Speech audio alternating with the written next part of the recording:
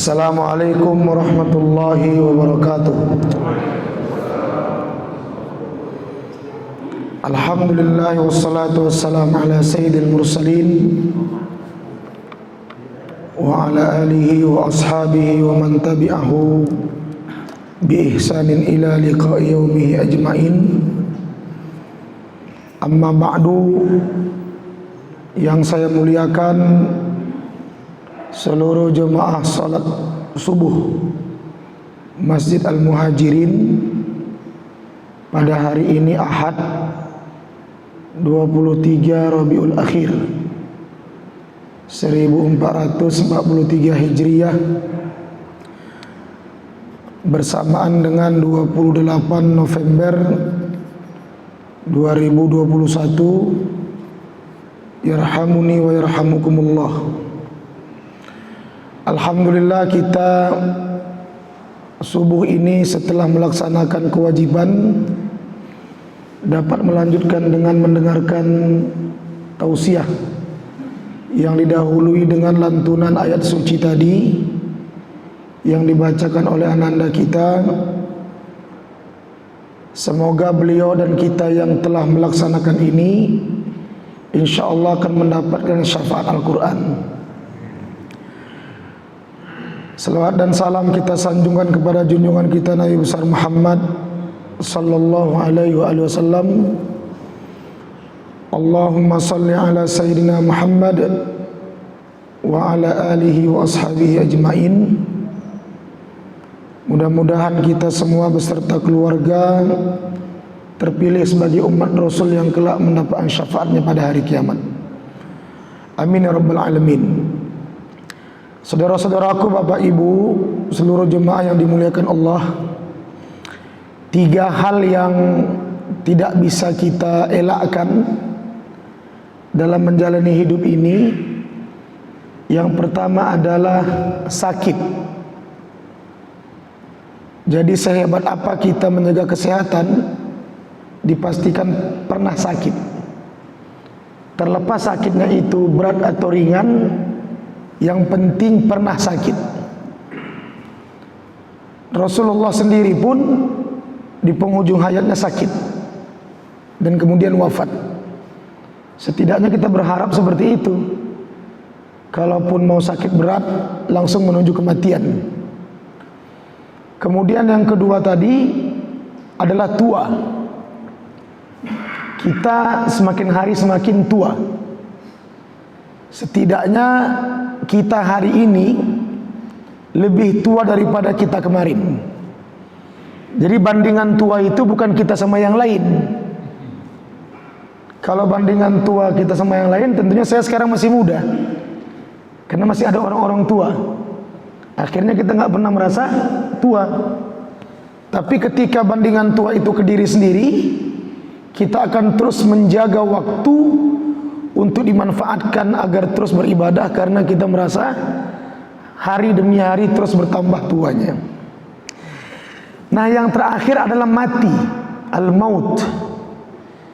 Jadi kita semua ini bagaimanapun menjaga segala hal-hal yang buruk, pasti akan menghadapi mati. Nah, kematian inilah menjadi kajian kita pada hari ini, yaitu zikrul maut, mengingat mati. Di Quran dalam surah Az-Zumar nomor ayat ke-30, Allah berfirman, A'udzubillahi minasyaitonirrajim. Innaka mayyitun wa innahum mayyitun.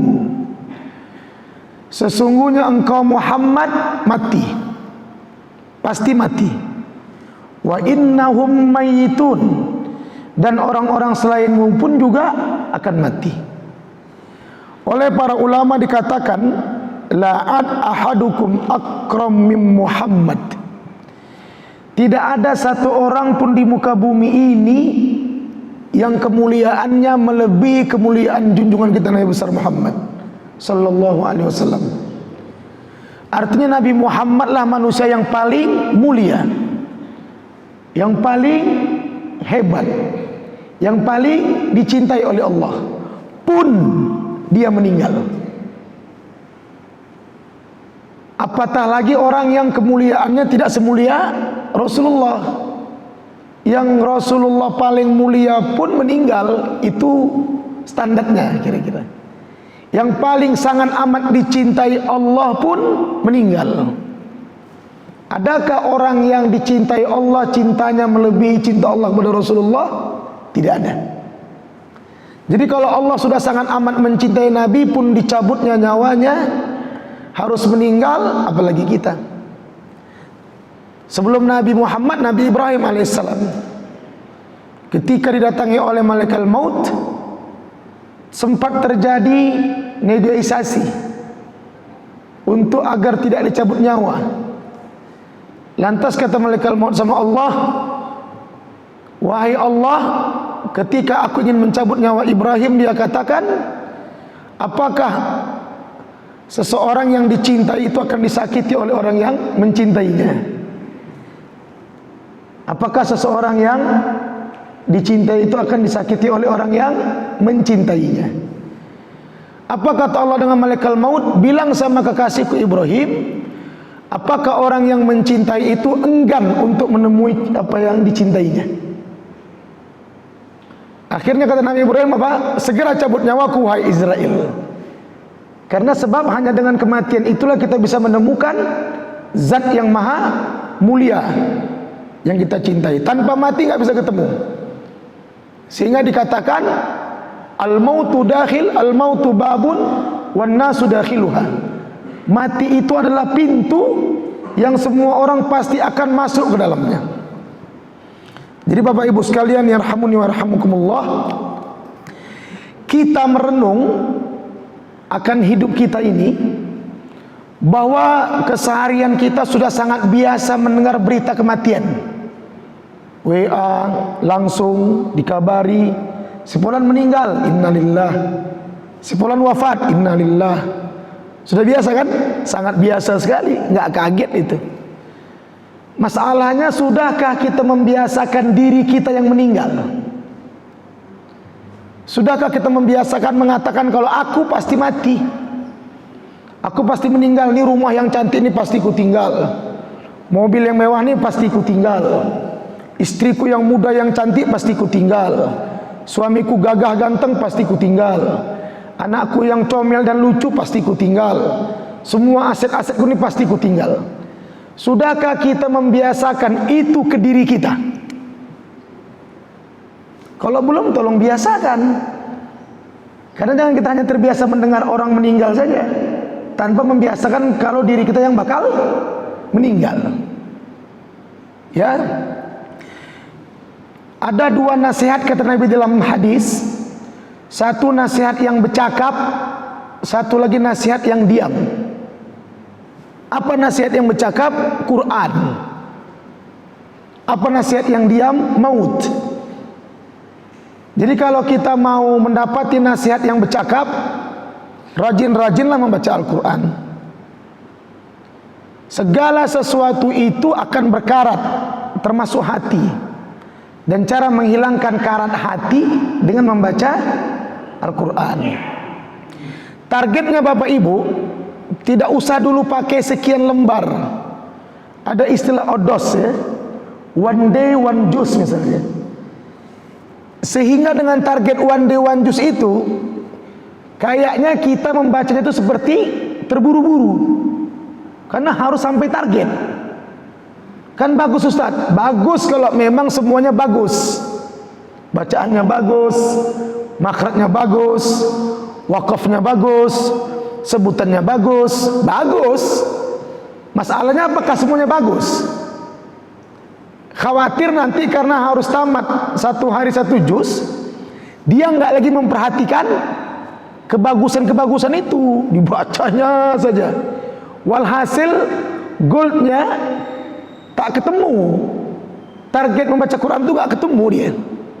Quran itu kan dibaca harus dengan penghayatan.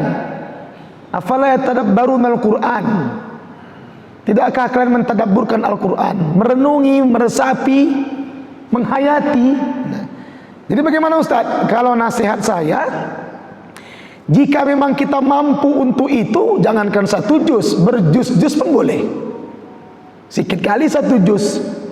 Masalahnya kita mampu nggak membaca dengan baik dan bagus.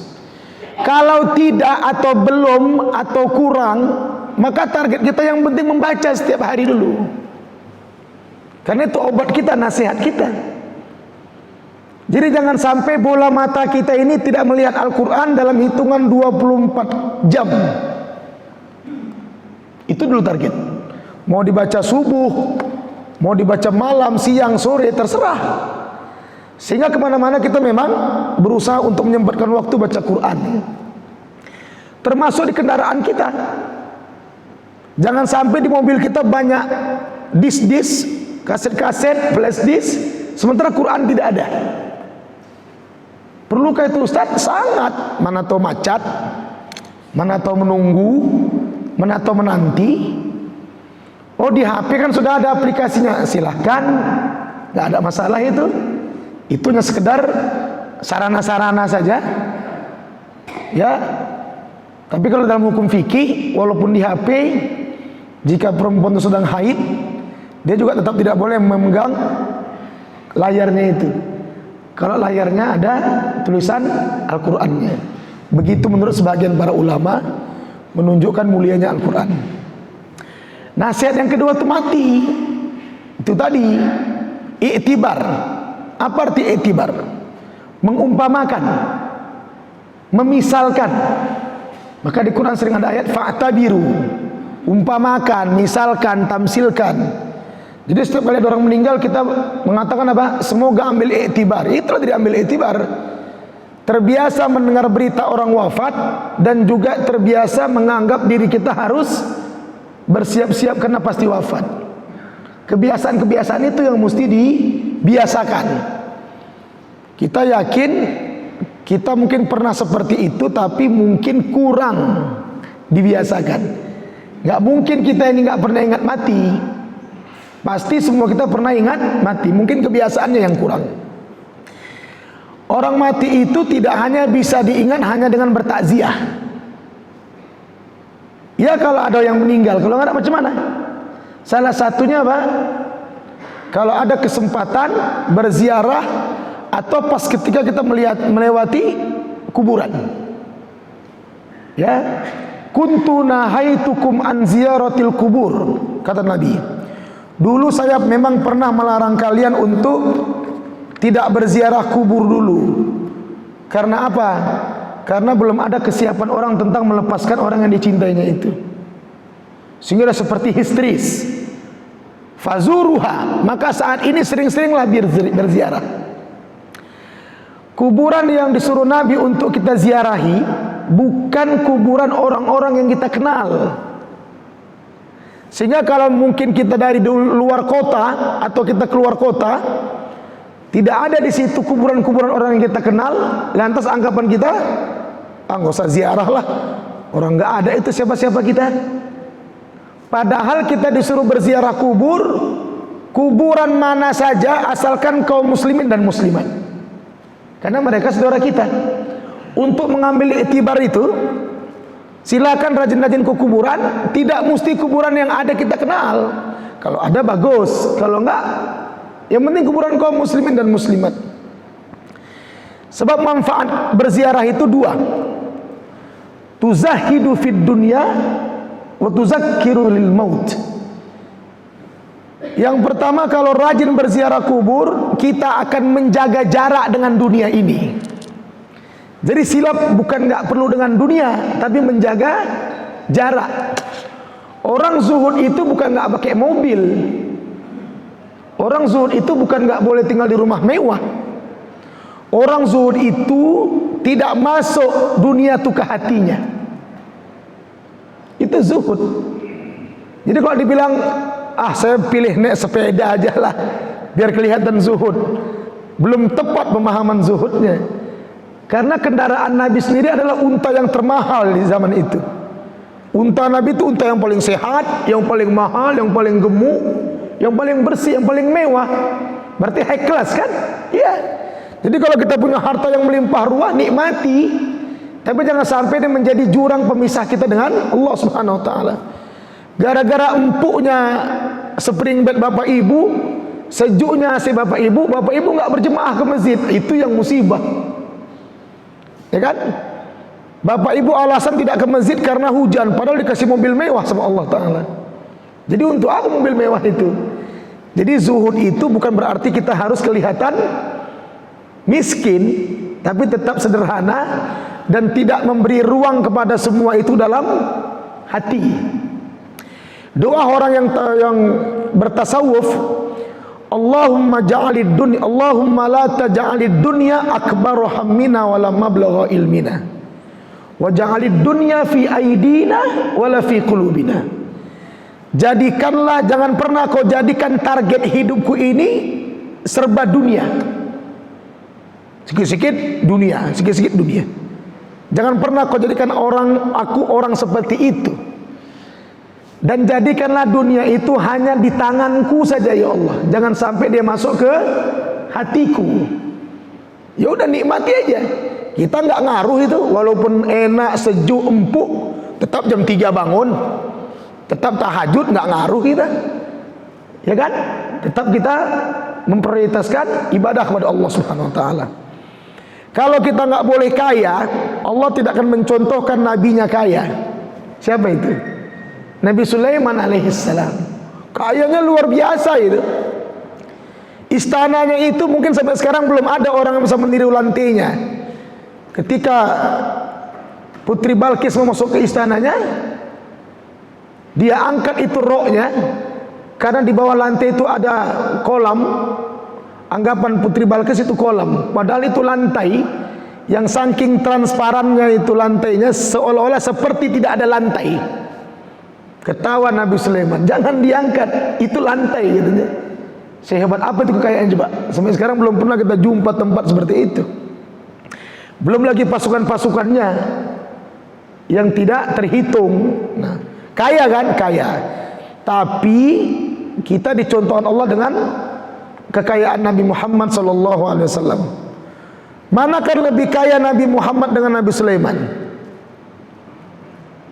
Hah, Bapak Ibu? Secara zahir lebih kaya Nabi Sulaiman, tapi hakikatnya jauh lebih kaya Rasulullah Sallallahu Alaihi Wasallam. Tapi beliau tidak mencontohkan kepada kita untuk memperlihatkan kekayaannya. Tetap dalam keadaan serba sederhana. Siapa paling ganteng, Nabi Yusuf atau Rasulullah? Zahirnya Nabi Yusuf, sehingga wanita-wanita di zaman itu melihat dia terpotong tangannya, sakinglah gagahnya. Haza malakun karim. Ini malaikat, ini bukan manusia katanya. Tapi hakikatnya jauhlah lebih ganteng baginda Rasul sallallahu alaihi wasallam. Itu kita mesti memuliakan beliau. Kemudian apa manfaat yang kedua ziarah itu? Tuzakkiru lil maut, supaya kau bisa lebih sering ingat kematian. Makin sering kau ingat kematian, makin baiklah amalmu. Makin jarang kau ingat kematian, makin buruklah amalmu. Jadi yang membuat kita itu semangat beribadah, rajin beramal, akibat kita sering ingat kematian. 1 menit kita mati, 1 menit kita mau meninggal, kita nggak tahu loh. Apalagi 1 jam, apalagi 1 hari, apalagi 1 bulan. Ini hari ini, Ahad ini, tidak mustahil saya akan meninggal di waktu siang atau sore nanti. Tidak mustahil Bapak Ibu akan meninggal di waktu malam nanti. Isya tadi malam itu mungkin isya terakhir kita, karena kita nggak ketemu dengan isya nanti malam. Orang sehat ke Ustaz, maut itu nggak perlu sehat, nggak perlu sakit. Kata Umar bin Khattab radhiyallahu an, tanawwa'atil asbabu fal mautu wahid. Kau boleh mencari beribu-ribu alasan sebab kenapa orang mati, tapi yang jelas orang itu mati karena sudah sampai ajalnya. Kita nggak boleh bersandar orang meninggal karena sakit, itu bisa syirik itu. Kok gitu Ustaz? Karena ada orang yang tak sakit meninggal. Kebiasaan buruk kita dengar orang meninggal itu selalu membahas sakit. Oh, dia itu ininya tinggi itu. Wah, ininya tinggi itu. Kalau sudah selesai jangan dibahas lagi. Yang masih hidup menjaga itu oke. Kan? Sehingga kita merasa bahwa seolah-olah itulah penyebab kematiannya. Iya memang, tapi bukan itu sebenarnya. Sudah sampai janjinya gitu. Ya. Jadi Bapak Ibu sekalian, usaha boleh. Tadi saya mohon maaf nggak pakai masker sampai dikasih masker. Ya. Usaha kan? Usaha. Tapi tetap ketentuan itu Allah yang menetapkan. Justru kita salah kalau tidak berusaha. Udah nggak apa-apa itu. Kalau memang mati ya mati, ya salah juga. Seterusnya Bapak Ibu sekalian, kata Fudail bin Iyad rahimahullah taala, ausini. Dia didatangi oleh seorang laki-laki, wahai Fudail bin Iyad, nasihati aku. Nasihati aku bagaimana biar ibadahku baik. Kata Fudail bin Iyad, hal mata waliduk? Apakah orang tuamu sudah wafat? Qala na'am. Iya, orang tuaku sudah wafat. Faqala kum anni. Maka dia menjawab, semangatlah kau beribadah. Orang tuamu sudah wafat kan? Sudah, semangatlah kau beribadah. Mengapa? Fa inna man yahtaju ila man ya'izu ba'da mauti walidih la tanfa'uhu mau'izah. Orang yang sudah wafat orang tuanya tapi juga tidak beres amal ibadahnya, tidak ada lagi nasihat yang lebih baik daripada nasihat itu. Jadi rupanya dengan wafatnya orang tua kita itu adalah nasihat terbaik, nasihat yang tertinggi. Udah mati mak kita, mati ayah kita, enggak juga berubah ibadah kita, udah enggak masuk lagi nasihat yang lain itu katanya. Begitu kata Fudail bin Iyad. Sedangkan orang yang paling dekat denganmu saja sudah meninggal, kau enggak tergugah, kau enggak berubah. Makmu itu kan orang yang paling dekat denganmu. Kalau ditanya siapakah orang yang paling mengerti dengan kita, bukan pasangan hidup. Yang mengerti dengan bapak bukan istri bapak, yang mengerti dengan ibu bukan suami ibu. Yang paling mengerti dengan kita adalah orang yang melahirkan kita. Itulah emak kita. Mana mereka sekarang? Sudah meninggal. Tidak cukupkah nasihat itu untukmu? Kalau sudah meninggal orang tuamu, ibadahmu juga tidak beres, berat kau menerima nasihat yang lain. Itu menurut Fudail bin Iyad. Ya. Jadi Bapak Ibu sekalian, kita ini harus perlu dan sering-sering mendengar kajian-kajian yang dapat meningkatkan kualitas ibadah kita. Orang bertanya, Ustaz, apa hukum menyanyi? Nyanyi-nyanyi, dia bilang apa? Refreshing kah? Hiburan kah? Saya nggak berani menjawab nyanyi itu boleh atau tidak, karena memang serba khilafiyah itu. Ada yang bilang kan boleh, ada yang bilang kan tidak. Cuman saya hanya bertanya, kira-kira dengan menyanyi itu apakah bisa membuat kita lebih banyak mengingat Allah atau malah melupakannya? Ibu nyanyi-nyanyi itu karaoke-karaoke ibu. Kira-kira dengan perbuatan itu kita lebih bisa mengingat Allah dengan banyak atau malah sebaliknya? Wah, bagaimana tuh Ustaz? Jawab sendiri. Kalau kira-kira menurut kita itu bisa membuat kita lebih sering mengingat Allah, ya terserah. Tapi kalau malah sebaliknya menjauh, alangkah bodohnya kita melakukan sesuatu yang dapat menjauhkan kita dari Allah Subhanahu wa taala. Jadi Bapak Ibu, sehat, kaya, berada, tapi semuanya tidak membuat dia lebih taat, itu musibah, itu siksa, itu azab. Jadi jangan pernah ditengok kalau azab Allah itu menyakitkan, azab Allah itu menyengsarakan. Ada juga jenis azab itu yang tak terasa. Sanastadrijuhum min haitsu la ya'lamun, diistidrak dia, diulur aja. Sehat tapi nggak pernah ke masjid, makin nggak pernah ke masjid, makin cair proyeknya, makin jelas usahanya. Itu azab, siksa itu. Bahaya itu kalau nggak sadar. Kan? Sebaliknya gitu juga. Jangan pernah kita akomodir kalau seolah orang yang sakit, miskin, itu juga azab. Belum tentu. Justru itu bisa membuat dia lebih dekat dengan Allah Subhanahu wa taala. Jadi kalau dia sehat mungkin dia megang HP terus. Tapi kalau dia sakit dia megang tasbih. Ya, kira-kira mana lebih bermanfaat? Yang lebih bermanfaat itu sehat dan megang tasbih, sehat dan berzikir ya. Bapak Ibu sekalian, pernah waktu itu terbunuhlah sahabat di perang Badar. Ya. Ditanya, hal wajadtum ma wa'ada rabbukum haqqan? Betulkah kata Tuhanmu bahwasannya kematian itu sangat hebat? Maka jawabannya apa? Fa inni wajadtu ma wa'ada rabbi haqqan. Betul. Hebat betul kematian itu. Dahsyat. Yang dibilang-bilang oleh guru-guru kita itu benar katanya. Nabi komunikasi dengan orang yang sudah meninggal. Fasamiya Umar radhiyallahu anhu. Umar mendengar dialog itu. Kok bisa? Ya. Karena apa? Karena ini sebagai informasi bahwa kita yang hidup jangan sampai lupa dengan kematian. Bapak Ibu sekalian, yarhamuni warhamukumullah. Kesilapan kita bukan tidak pernah ingat mati, tapi jarang atau kurang sering. Ya, Sufyan Ats-Tsauri itu sengaja menggali lubang lahat di sebelah kasurnya, yang setiap kali dia malas bangun malam, dia turun ke bawah. Dia miringkan badannya menghadap kiblat persis seperti orang meninggal, dan dia bilang apa sama dirinya? Wahai Sufyan, kau akan seperti ini suatu hari nanti.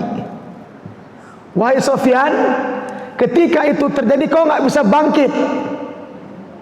Nah hari ini kau masih bisa bangkit, pergilah bangkit.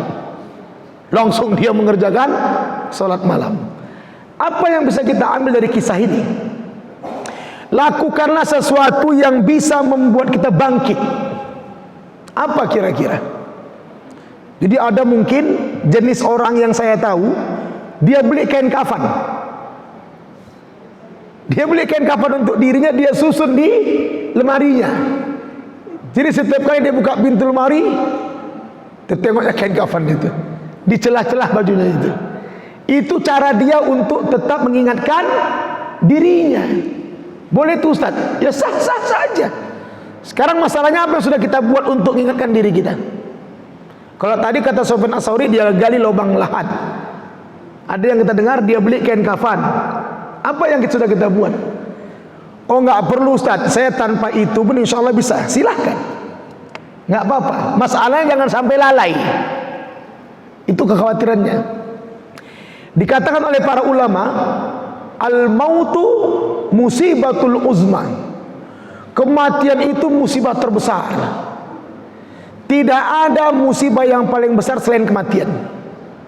Sakit musibah, tapi nggak sebesar kematian. Kenapa? Karena masih bisa dikunjungi keluarga, dirawat keluarga, diurus keluarga, dan masih bisa bersama dengan keluarga. Tapi kalau mati, tidak ada satupun keluarga yang bisa menahan. Semua keluarga sepakat dan rela untuk menguburkan kita. Semua keluarga sepakat dan rela membayar orang untuk menggali lubang agar kita dimasukkan ke situ. Kan musibah terbesar itu. Gak ada yang bela, harus berangkat, harus keluar. Tetapi rupanya kata ulama, ada musibah yang lebih besar dari kematian itu.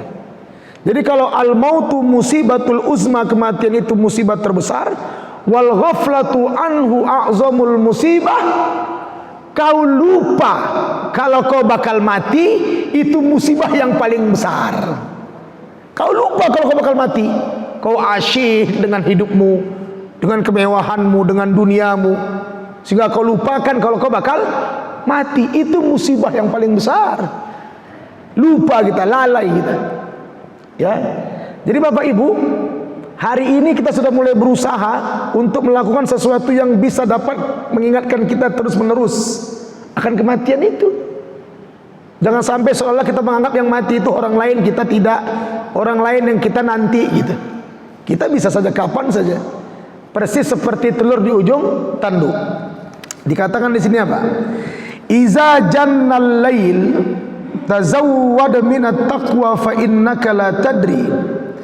Iza jannal lailu hal ta'ishu ilal fajar. Gunakanlah waktumu untuk banyak-banyak berbekal. Berbekal apa itu? Berbekal takwa. Kenapa? Fa innaka la tadri, sungguh kau tidak akan pernah menyangka.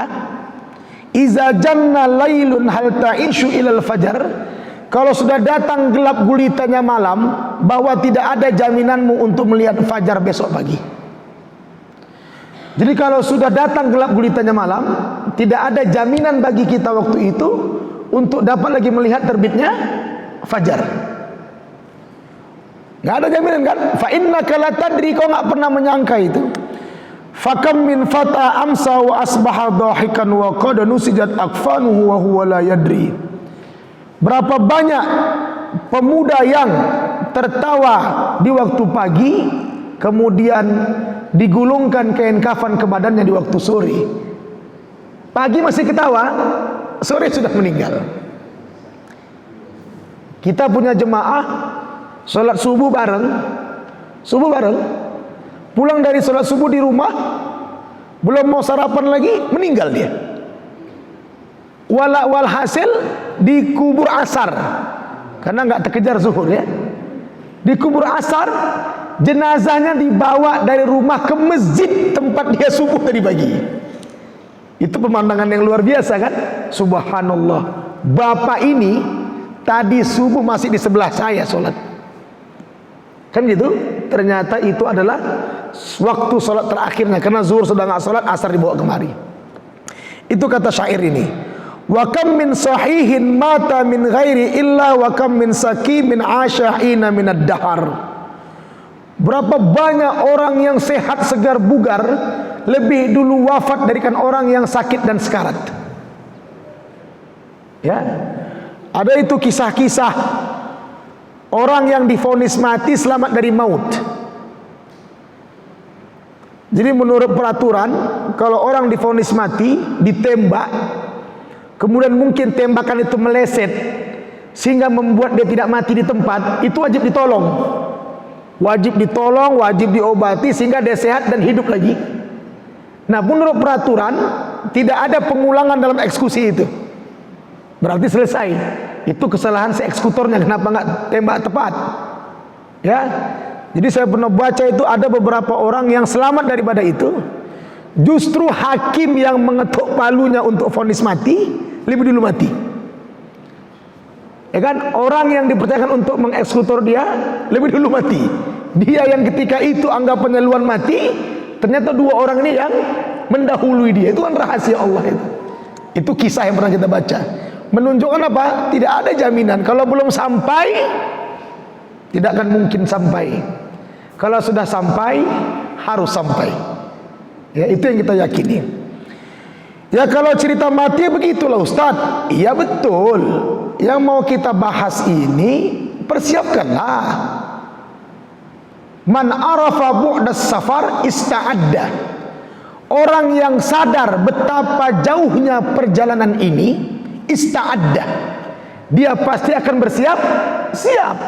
Kita sadar nggak kalau kita ini panjang lagi, kita ini jauh lagi, dari mulai alam azali ke alam rahim, dari alam rahim ke alam dunia, dari alam dunia menuju ke alam barzah, dari barzah menuju ke alam akhirat.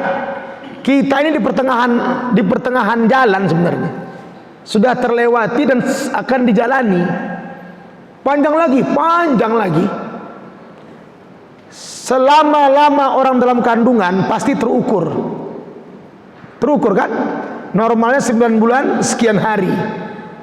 Imam Syafi'i yang agak lama 24 bulan, tapi tetap lahir kan?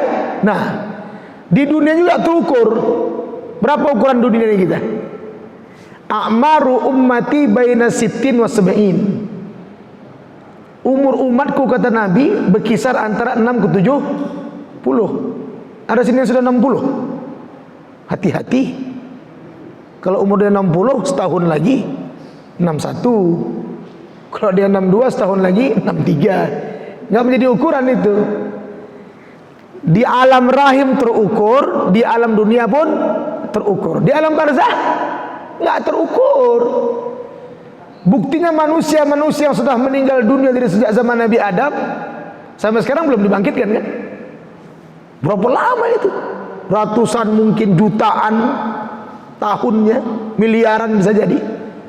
Apalagi di akhirat. Saking dahsyatnya akhirat, orang-orang yang ketika hidupnya tidak memanfaatkan waktu, dia katakan ya laitani qaddamtu li hayati, atau ya laitani kuntu turoba. Aku jadi tanah aja lah. Aku jadi tanah aja lah. Itu menunjukkan gambaran hari kiamat lebih dahsyat daripada gambaran alam barzah. Ada itu ayat memba'asana mim marqadina haza. Memba'asana mim marqadina haza. Siapakah yang telah membangunkan kami dari tidur kami? Orang-orang yang meninggal dalam kubur nanti kita semua ketika mau dibangkitkan mereka terganggu. Siapakah yang membangunkan kami dari tidur kami? Jadi berarti tidur dong, bukan siksa. Kata Syekh Said Alwi Al-Maliki, itu penjabarannya bahwasannya mereka memilih kami di sini aja lah, nggak usah ke hari kiamat lah. Kami di sini aja, biar kami tidur, jangan diganggu kami. Sangkinglah takutnya dia menghadapi mahkamah Allah Subhanahu wa taala. Makin panjang umur kita, makin banyak pertanyaan. Berapa umur kita meninggal? 70 tahun, potong 15 tahun masa kanak-kanak. 55 tahun itu akan ditanya oleh Allah bukan per tahun, bukan per bulan, per detik. Makin panjang umur, makin banyak pertanyaan. Meninggal anak muda. Apa kata yang tua? Sian kali ya, masih muda udah meninggal. Sebenarnya yang kesian itu bukan dia, Wak yang kesian. Sudah tua nggak meninggal. Akibat nyawanya terlalu panjang. Kok begitu? Ya iya kalau orang yang panjang umur taat. Kalau nggak taat kan musibah sama dia. Sebaik-baik orang yang Allah panjangkan umurnya dan bertambah ketaatannya, ya kan? Panjang umurnya bertambah taatnya, itu yang bagus. Bukan malah sebaliknya. Ya, sudahlah panjang tak pula mau taat, kan musibah itu. Makin banyak harta, makin banyak pertanyaan. Makin banyak anak, makin banyak pertanyaan. Makin banyak istri, makin banyak pertanyaan. Pokoknya setiap kali makin banyak, maka makin banyak juga dia. Dikatakan Nabi Sulaiman alaihissalam, beliau masuk ke surga itu 40 tahun setelah para nabi yang lain masuk. Berjarak 40 tahun. Wah, kok lama kali Ustaz? Karena banyak kali yang mesti dia pertanggungjawabkan. Bukan karena dia nggak masuk, tetap masuk. Cuman banyak kali. Mana ini, mana ini, mana ini. Itu 1 sen uang kita, 1 rupiah uang kita, 1 kancing baju kita, semuanya harus dihisap dengan detail. Nggak sanggup kita, Pak. Nggak sanggup kita. Makanya apa? Rabbana zalamna anfusana wa illam taghfir lana. Kalau tidak kau ampuni aku ya Allah, wa tarhamna, tidak kau rahmati aku ya Allah, lanakunanna minal khasirin. Celaka aku ya Allah. Nggak sanggup kita. Tidak sanggup. Titik. Itu dia. Ya. Maka kalau sudah tahu tidak sanggup, banyak-banyaklah beristighfar. Semoga bermanfaat. InsyaAllah kita semua ini mudah-mudahan pada waktunya akan mendapatkan rezeki husnul khotimah. Amin ya rabbal alamin. Wassalamualaikum warahmatullahi wabarakatuh. Waalaikumsalam warahmatullahi wabarakatuh.